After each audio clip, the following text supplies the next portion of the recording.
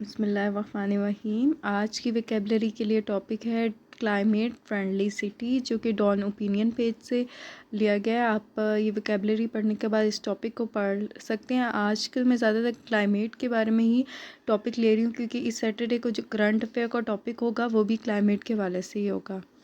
First word is resilient, able to withstand or recover from a difficult situation। ठीक है, किसी चीज़ difficult situation से निकलने की जो आप में सलाहियत है वो उसे हम रिसेलेंट कहते हैं।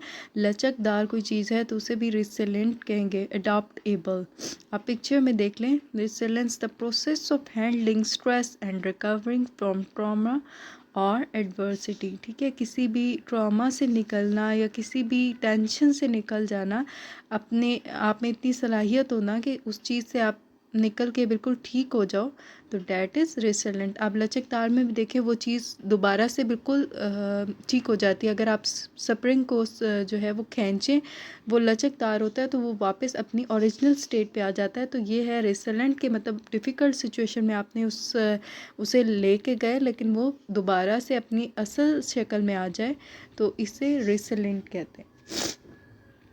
Next word is assessed. Assets is a resource with economic value that an individual or country owns or control with the expectation that will provide benefit। assets just वो थिंग्स होती हैं जो कि किसी कंट्री की रिसोर्स में होती है या किसी की इंडिविजुअल की रिसोर्स में होती हैं। उसे आप प्रॉफिट उसके ज़रिए हासिल कर सकते हो, उसे बेच के प्रॉफिट नहीं हासिल कर सकते। अगर आप इसकी एग्जांपल देखें तो आप इसे बहुत अच्छे से समझ सकते हैं। एसेट्स को इंडिविजुअल के पास क्या हो सकता है पर्सनल यूज़ के लिए, रेजिडेंशियल फ्लैट, ज्वेलरी, कार। ठीक है, इन्हें आप बेचते नहीं हो लेकिन ये आपके लिए एक्सपेक्टेशन होती है कि ये आपको बेनिफिट देगी। ठीक है, और कोई ऑर्गेनाइजेशन है तो उसकी देखें, फैक्ट्री बिल्डिंग है, प्लांट एंड मशीनरीज है, कॉर्पोरेट ऑफिस। अब देखें ये मशीनरीज जो है इनकी मदद से वो कोई ना कोई चीज़, ये रिसोर्सेज हैं, इनकी वजह से कोई न्यू थिंग बना लेंगे। या बिल्डिंग है उसमें एक ऑफिस है, उसके ज़रिए वो जो है पैसा कमा रहे हैं, बेनिफिट कमा रहे हैं। तो ये जो चीज़ें होती हैं जिनके ज़रिए, जो रिसोर्सेज होती हैं जिनके ज़रिए से कोई बेनिफिट हासिल किया जाता है, उसे हम एसेट्स कहते हैं। ठीक है, next word is census, an official count और सर्वे। मर्दमशुमारी उर्दू में से कहते हैं। कोई काउंटिंग हो, सर्वे हो तो उसे हम सेंसस कहेंगे, स्पेशली ऑफ अ पॉपुलेशन। आप यहाँ नीचे पिक्चर में देखें, अगर हम फुल पॉपुलेशन को काउंट में लें तो वो सेंसस होगा, और अगर हम उसमें से जस्ट एक सैंपल ले लें तो वो सैम्पलिंग कहलाएगी। ठीक है, मर्दमशुमारी जो है वो फुल पॉपुलेशन की होती है ना, तो सेंसस मींस मर्दमशुमारी। फुल पॉपुलेशन से आप कोई सर्वे ले रहे हो, that is census. Next word is inundation, N overwhelming abundance. ठीक है, कोई बहुत ज़्यादा चीज़ बहुत ज़्यादा हद में हो, बहुत ज़्यादा हो तो हम उसे कहेंगे इनंडेशन। आप इसे फ्लडिंग भी कह सकते हैं, सैलाब जो बहुत ज़्यादा अबंडेंस में पानी आ जाए, फ्लो हो पानी का, तो हम उसे इनंडेशन कहेंगे। Next word is hinterland, the remote areas of country away from the road और बैंक ऑफ रिवर। ठीक है, जो बहुत दूर पार के इलाके होते हैं रोड से, या मतलब जिनका जो है डेवलप इतने नहीं होते, ठीक है, रोड से दूर होते हैं, या बैंक ऑफ रिवर भी उनके करीब नहीं होता, तो उन्हें हम हिंटरलैंड कहते हैं। आप पिक्चर में देख लें, द रिमोट और less develop part of a country, back country भी आप इसे कहते हो हिंटरलैंड को।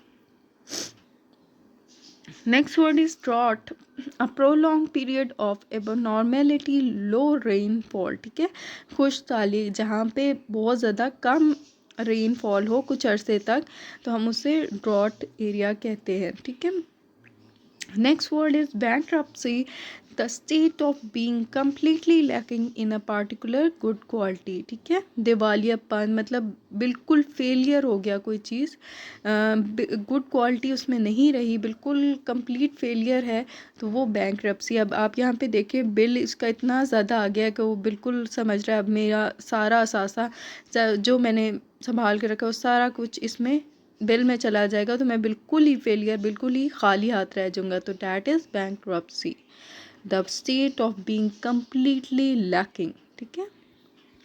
कॉन्टेंजेंसी means a future event which is possible but can not predicted with certainly. आप यकीनी तौर पे नहीं प्रिडिक्ट कर सकते हो कि ये चीज़ होगी या नहीं होगी, बट उसकी पॉसिबिलिटीज़ बता सकते हो कि ये इवेंट हो सकता है, तो दैट इज़ कॉन्टेंजेंसी। ठीक है, पॉसिबिलिटीज़ किसी चीज़ की बता देना, प्रिडिक्शन कर देना कि ये इसकी पॉसिबिलिटीज़ है, ये इवेंट इसमें ये मामलात होंगे, तो that is contingency. Next word is densification, increasing density. किसी भी चीज़ की डेंसिटी इंक्रीज हो जाए तो हम उसे डेंसिफिकेशन कहते हैं।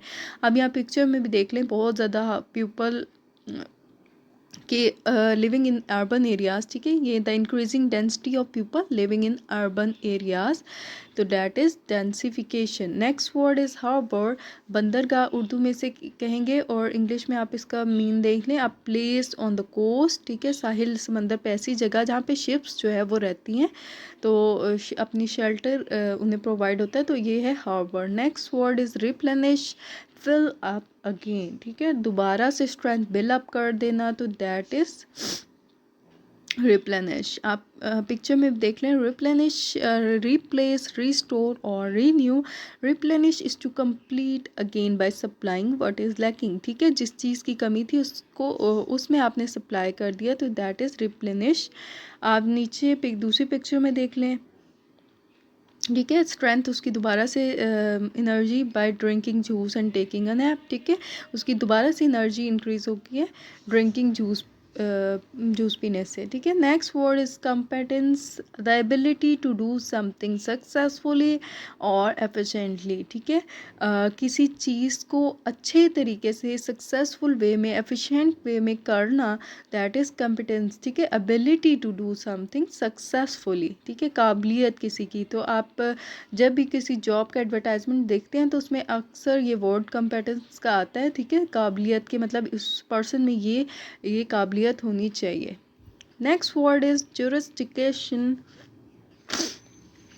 The official power to make legal decision और जजमेंट। ठीक है, किसी को पावर दी जाए, ऑफिशियली पावर दी जाए कि आपने डिसाइड करना है कि ये लीगल है, कोई भी चीज़ लीगल है, ये डिसीजन लीगल है या नहीं। ठीक है, जजमेंट आपने करनी है किसी चीज़ की, तो दैट इज़ लॉ की थ्रू जो है ये पावर दी जाती है। Jurisdiction, the power of law and where all is applicable.